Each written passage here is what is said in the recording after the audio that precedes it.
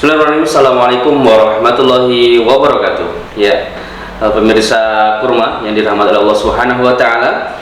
Alhamdulillah kita sudah sampai di hampir pertengahan Ramadan kali ini, J. Alhamdulillah kita hari ini akan berbincang sedikit tentang lansia ya. Tentunya tentang puasa juga ya, bukan cuma lansia saja tetapi tentang puasa juga. Mungkin salah satunya kira-kira lansia itu ketika pengen puasa seperti apa, nanti akan dijelaskan oleh beliau. Hari ini sudah datang beliau Dr. Rizky Mukti Sejati. Dok, beliau ini dokter umum di Rumah Sakit Amal Sehat ya. Tapi bukan cuma dokter umum saja ya, ternyata juga direktur Rumah Sakit Amal Sehat Wonogiri, teman-teman semuanya. Jadi untuk episode kali ini spesial ya, bukan teman-teman dari nakes biasa ya, tetapi juga dari direktur Rumah Sakit Amal Sehat Wonogiri yang akan membersamai kita berbincang sedikit tentang lansia ya. Bagaimana lansia ya, ketika pengen puasa, kemudian mungkin ada juga pesan-pesan untuk lansia sendiri ya, ketika pengen berpuasa. Karena walaupun ya sebenarnya kalau dalam Islam teman-teman semuanya, lansia itu ketika pengen berpuasa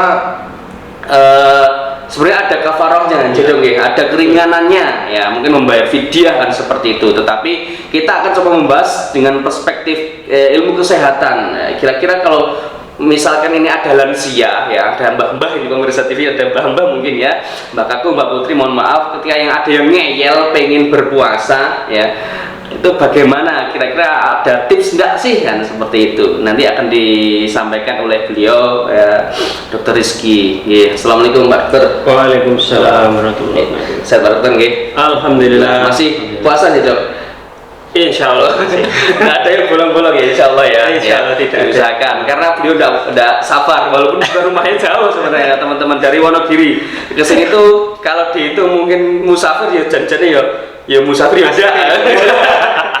Ya mungkin nanti minta penjelasannya Pak Dokter ya, karena mungkin di luar sana dari pemirsa Kurma sendiri ada Mbak Kakung ya, ada Mbak Putri juga ya, yang sudah lansia, yang umurnya sudah berusia mungkin 65 tahun ke atas ya, seperti itu, ataupun 70 tahun, bahkan ya 80 tahun, 100 tahun mungkin. Sebenarnya juga ada keringanan ya, seperti itu, tetapi pengen berpuasa Pak Dokter ya, mungkin nanti bisa dijelaskan seperti itu. Matur nuwun Ustaz Wahyu nggih. Memang ini menjadi topik yang sering sekali ditanyakan ya Ustaz ya. Sering sekali ditanyakan, baik itu oleh pasien, oleh tetangga kanan kiri itu nggih. Bagaimana kalau lansia itu kira-kira kalau puasa itu bisa apa enggak? Nah, ya itu boleh atau tidak? Betul. Itu sering sekali ditanyakan. Padahal seperti yang disampaikan Ustaz Wahyu tadi, dalam Islam memang ada keringanan ya. Ada keringanan khusus bagi lansia. Cuman nanti untuk Bapak Ibu mungkin yang tergolong lansia ya, lansia itu kalau menurut WHO di atas 60 tahun, itu bagaimana kalau dari aspek medis ya, terkait dengan puasa itu sebenarnya diperbolehkan Ustaz.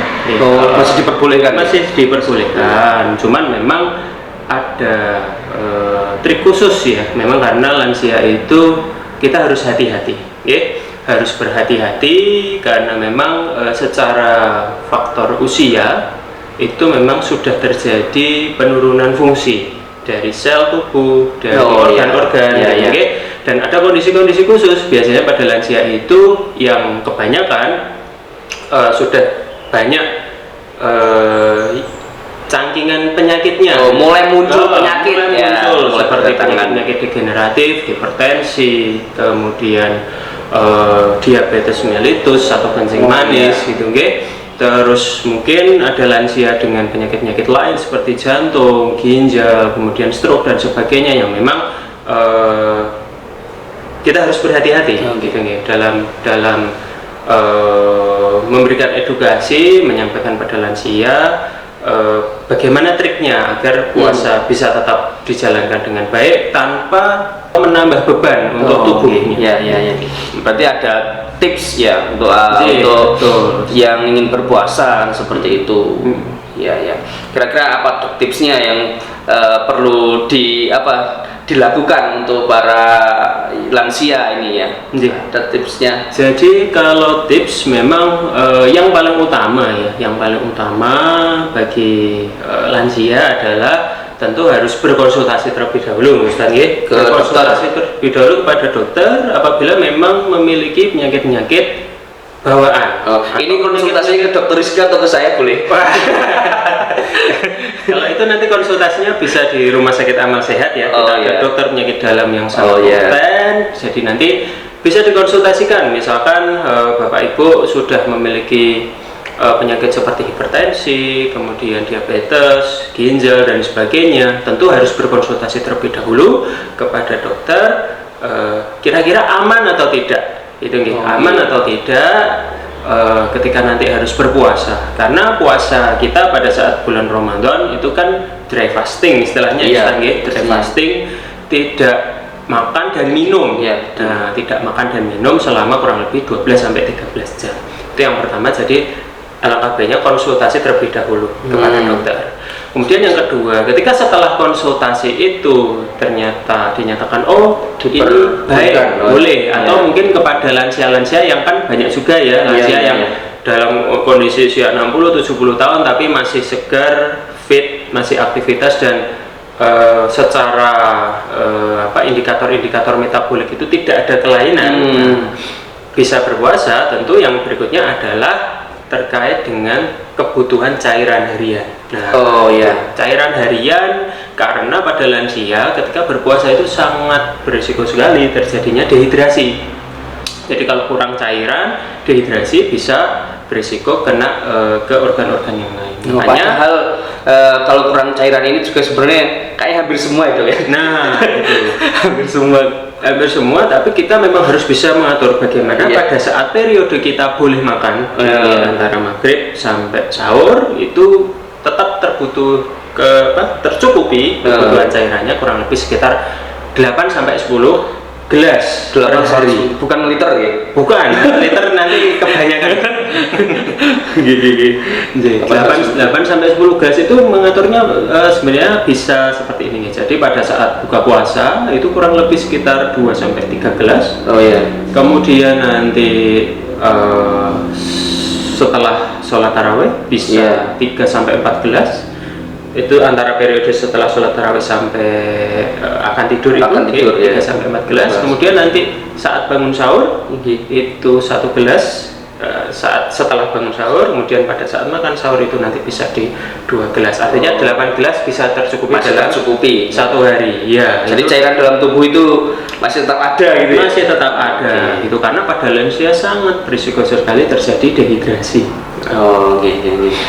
Karena memang ini sangat penting sekali, apalagi mungkin juga ada yang lansia itu tidak pengen minum, dokter. Nah itu ya kadang-kadang itu tantangan tersendiri. Apalagi kalau sahur itu kan rasanya kalau mau minum itu berat sekali. Nah ini misalkan gini, minuman yang diminum itu harus air putih atau boleh teh, mungkin ada soda gembira ataupun mungkin ya es teler gitu dong. Bagaimana? Jadi yang paling baik memang untuk ganti cairan tubuh adalah air putih. Itu yang utama, Ustaz.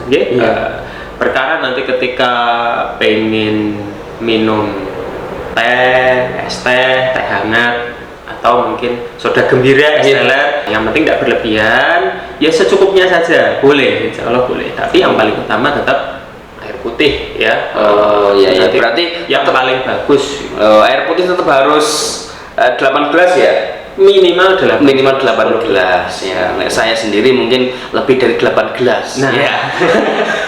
Karena kalau gemuk itu biasanya lebih banyak. Tetapi ketika sahur pun ya, biasanya kita kalau mau minum itu memang susah sekali ya. 1 atau 2 gelas itu udah banyak sekali. Makanya diakali ketika buka puasa ya sekian gelas tadi. Kemudian ketika setelah tarawih sampai mungkin mau tidur lebih banyak lagi seperti itu ya. Kemudian nanti ketika sahur tinggal 1 atau 2 gelas saja, insya Allah sudah mencukupi. Jadi cairan dalam tubuh kita ya, dalam tubuh lansia khususnya itu masih tetap tercukupi nanti bisa kuat ketika siang harinya seperti Iya. itu. Yang diharapkan seperti itu dokter nggih. Mungkin atau ada tips lain dokter? Yang berikutnya selain cairan yang perlu diperhatikan adalah kebutuhan nutrisi. Nah, Nutrisi. ini juga penting. Seringkali tidak sahur. Nah, itu perlu diperhatikan. Nah, itu. Untuk dewasa muda mungkin kalau tidak sahur atau mungkin hanya minum air putih saja Kuat. saat sahur mungkin masih kuat. Iya, masih kuat. Cuman untuk lansia memang disarankan sahur itu jangan Tinggalkan. jangan ditinggalkan. Iya, iya. Gitu nggih. Selain itu juga menjadi sunnahnya berpuasa kan, Iya. sahur itu juga menjadi salah satu asupan pertama untuk mempertahankan tubuh ketika puasa. Makanya iya. sahur tetap harus wajib bagi lansia. Tentu nanti makanan yang dimakan pada saat sahur juga disesuaikan ya, seperti porsinya, kemudian jenis makanannya. Usahakan makanan-makanan yang di dalam tubuh itu dicernanya sedikit agak lambat sehingga nanti kebutuhan energi dalam satu hari itu bisa terpenuhi. Contohnya, Dok? Cukup. Contohnya misalkan memilih nasi, misalnya pakai nasi merah yang seratnya agak tinggi, dan ada potongan buah, tidak harus banyak, ya kecil-kecil saja, kurma gitu, yang penting seimbang antara protein, karbohidratnya untuk nutrisi dalam satu hari. Oh, berarti diimbangi antara makanan, kemudian buah juga kayak Iya.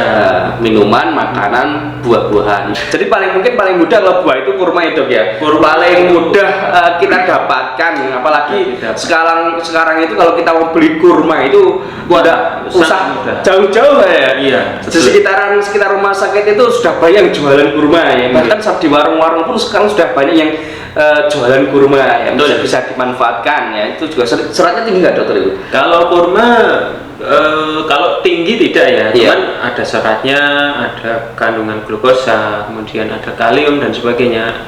Cukuplah untuk menunjang nutrisi untuk dalam satu hari berpuasa. Kalau misalkan dok, ini ada juga yang mungkin cuman mau mengkonsumsi kurma saja ya, kurma saja, kemudian dengan air putih saja. Untuk lansia gimana dokter? Sebenarnya untuk lansia kalau hanya kurma dan air putih melihat kondisi ya tadi ya. Cuman ada beberapa yang bisa, ada beberapa yang tidak. Nah itu nanti tergantung kondisi masing-masing.